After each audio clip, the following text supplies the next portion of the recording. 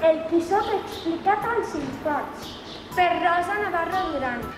En un poble de la Manxa, el nom del qual no vull pas recordar, hi vivia un home de mitjana edat. Passava el dia llegint llibres de cavalleries.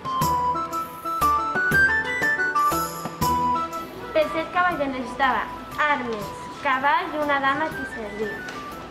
Era conegut com el Quixot de la Manxa, perquè un cuixot o un quixot és una peça a l'armadura que protegís la cuixa. A la seva dama la va anomenar Dulcinea del Toboso. I al seu cavall Rocinant. Quin castell més bonic!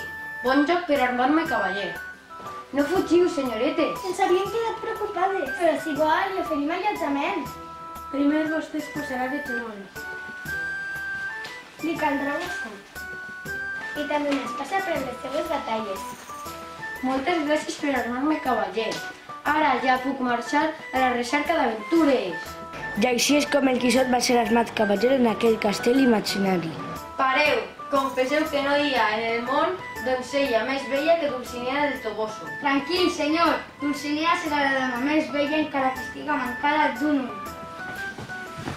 Ja està bé, deixis tranquils. Paren d'inventar històries. No fugiu, gent miserable!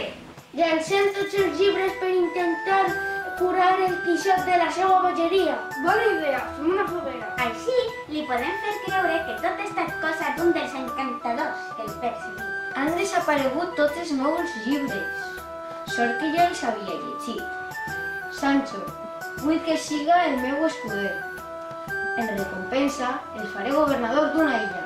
D'acord, no et puc fallar. No vos podeu perdre la versió de la novel·la de Miguel de Cervantes. El